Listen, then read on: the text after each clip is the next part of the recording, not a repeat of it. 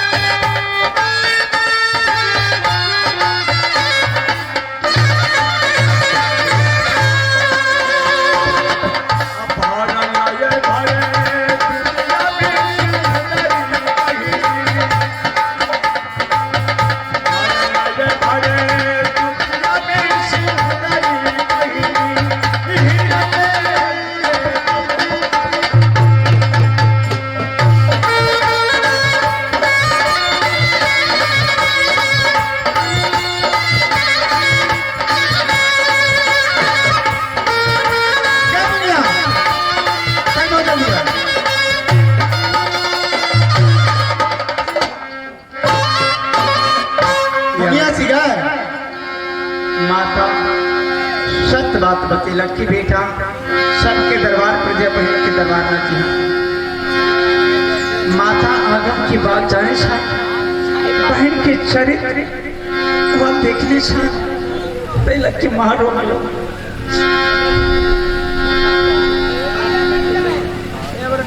मागला रोटी तैयार हो गेला।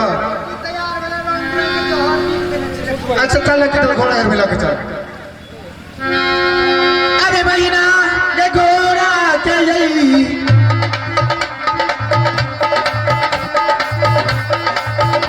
सब घर में हम जोगी के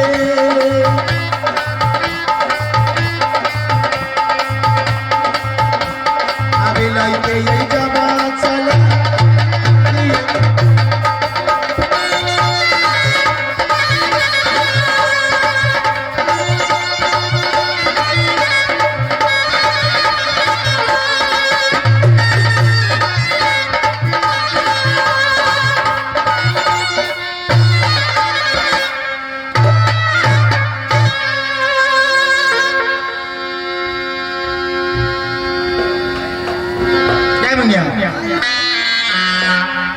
सबसे पहले तो खुद ही गुड़ा की रोटी खुआ। अगर वैसे बजर खसवा ना मारो तो नमक सिरोना नमक बिछोना पोर पोर पर काटी दो दे। अगर वैसे भी ना मारो एक को सीला लेके बजर खसवा के छाती में पटिक दी और चरित्र बराबर करेंगे। बाबा बड़ मार खेलबा अब रोटियो खा ले भूखा ले ना बैठो बैठो बैठो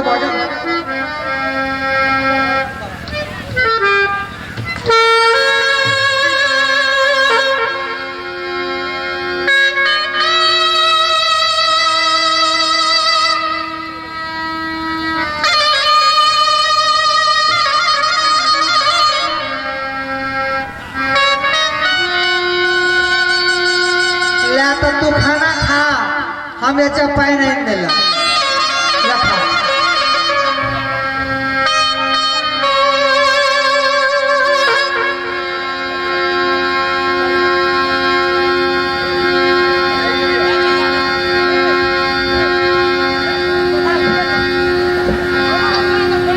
ये भगवान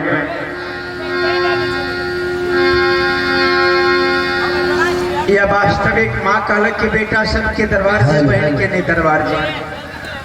यह गुरु के वचन मान के बहन के दरबार में लाते वास्तविक जे माता कालक वो हाथ है नौड़ी के हाथ से मर बिलक अपना हाथ से मार के बांध के घोड़ा घुड़सार में लग के गुंडा खुदी के रोटी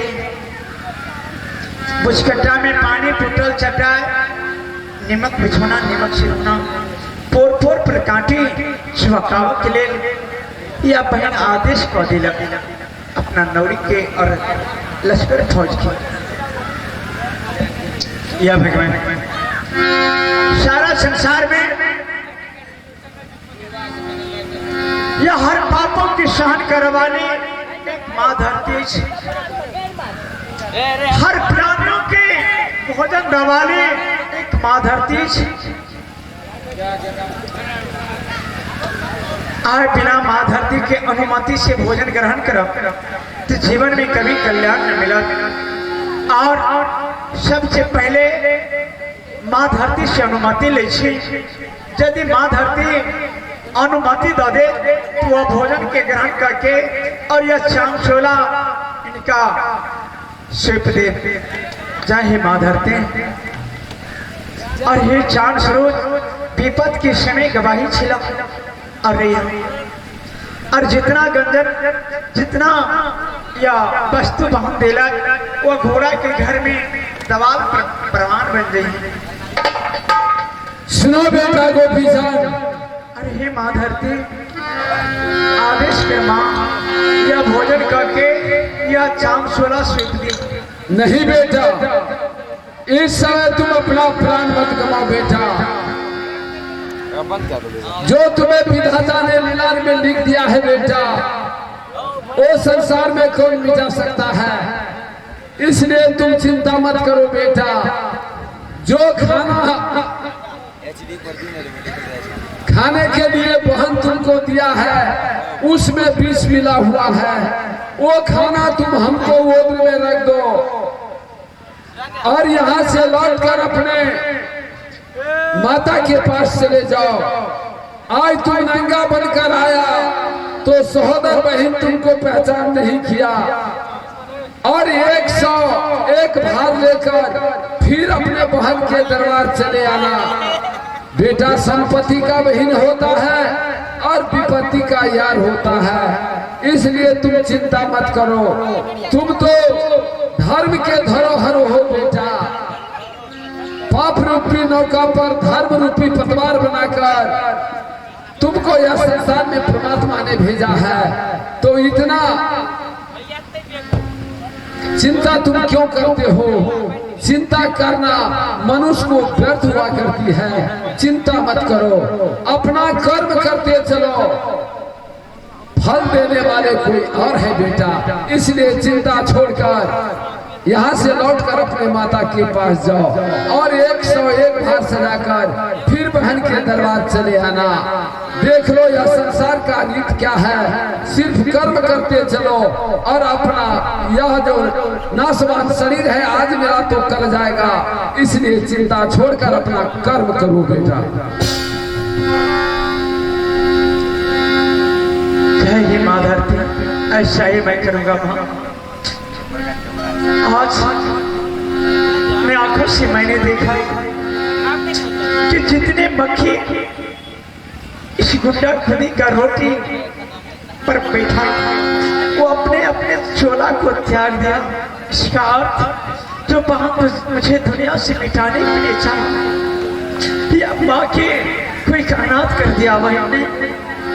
ये माँ धरती तो मेरे धन्य माँ जो आज माँ की कोई की बचा लिया। तो राम नाम बिगड़ी है जेकर माँ, राम नाम बिगड़ी है जेकर और केहू ना बिगाड़ी।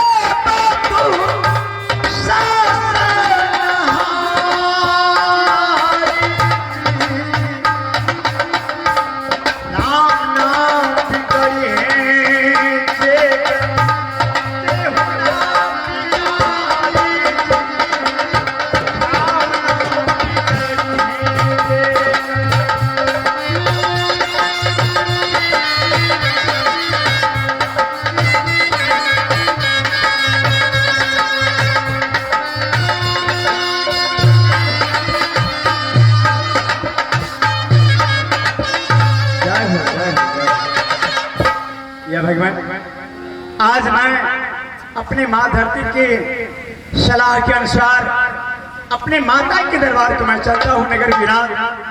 और माता ने कहा तो बेटा 105 भार लेकर के आना भान के दरबार में। फिर एक भरदुतिया के अवसर पर उस समय तुम भान के धर्म को जांच लेना। आज वही मैं करूंगा जो माँ धरती ने मुझे कहा और कही है। अबे माता जी के दुआरिया चोरिया